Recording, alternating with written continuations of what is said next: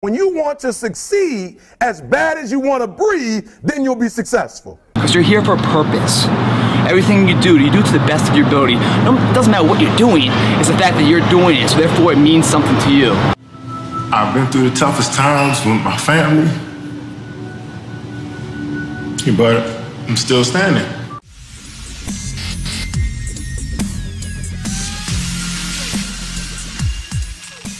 Success has nothing to do with potential. It's all about the perseverance of somebody. That will override any endeavor. If you throw shit against the wall, eventually something will stick. You guys that have this potential, don't have this potential, you know, that just dies. What continues to last forever is a perseverance to always show up. That's what champions do. Every single champion is the same as every ordinary person. The only differential is that they show up to the event every single day. They see failure as a learning curve. They welcome failure. You learn more from failure than you ever will from success. So showing up and getting knocked on your ass, finding intestinal fortitude, stand back up and re-face that endeavor is going to be the overriding factor that makes a difference.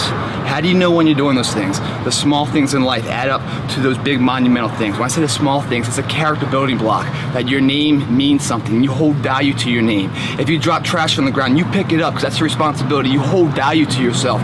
When you shake someone's hand, you look them in the eye, you give them a firm handshake. That's going to build a legacy, because you know the title out there doesn't mean shit. You win the title, fine. That title will not get you another title. What you're trying to build is a legacy. You know, footprints behind you that are left motivation for someone else to follow. Legacy is built daily through the character, through the willpower, the code of conduct within somebody. And that's the perseverance, showing up every single day. That will always achieve your goal. It doesn't matter what you're born with. It doesn't matter your potential, how much, you know, the silver spoon of money you have. All of that can be attained if you show up and you're willing to risk failure for success. I come from a small county outside of Washington, D.C., called PG County. Me, my mom, my brother, we moved so many different places growing up, and it felt like a box. It felt like there was no getting out. I love basketball so much, I love playing it. I just never thought that I could make it to college, NBA, or stand up here today in front of you guys and be an NBA MVP. So many people believed in me when I didn't believe in myself. So many people doubted me and motivated me every single day to be who I am. I failed so many times and got back up.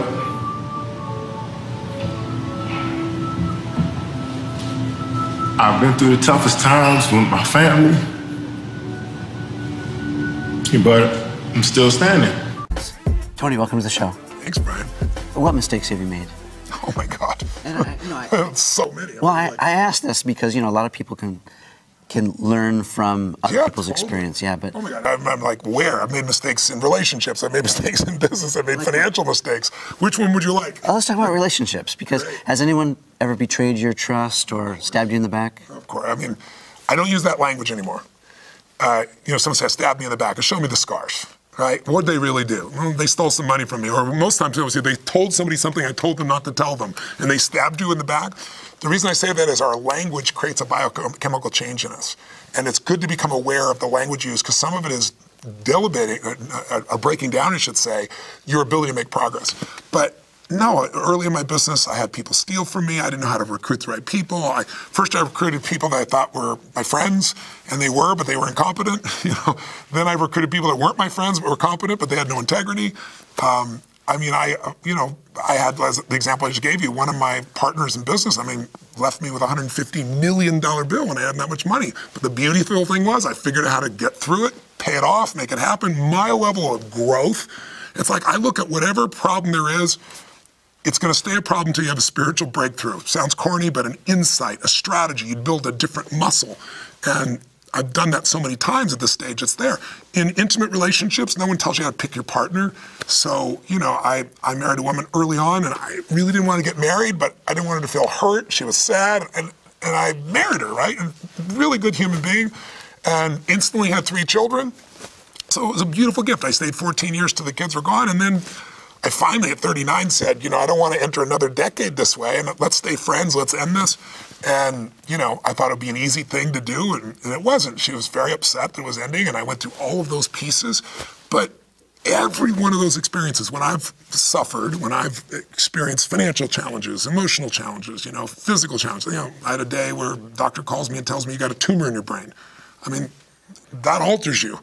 I buried 4 fathers and, 1 mother. It alters you. But through all of that, you develop a clarity about what's really most important in your life. And you learn to let go of all the bullshit and stop making it an excuse for you to be upset. Because I just believe life is too short to live pissed off, to live worried, to live frustrated. And so you learn, you move on, and you become better. I mean, that's really what I've done. Is it as easy as that? I mean, it's not easy at all. It's horrible. It's tough. It's grinds your soul. Yeah. I don't want to give you the illusion I think it's easy, but the more you do it, the easier it gets because you develop the wiring. Did you hold on to grudges at one point? I'm not my wife will tell you, sometimes she's been frustrated with me because I'm a pretty forgiving guy. I love people, but I'm not stupid anymore. It's like the frog and the scorpion story, I'm sure you know. It's like, I look at what somebody's nature is. And so, I have people I have a friend that did some pretty horrible things years ago. I'm still friends with him, but I might see him once a year. I don't have him in my life every single day. So it's still being intelligent.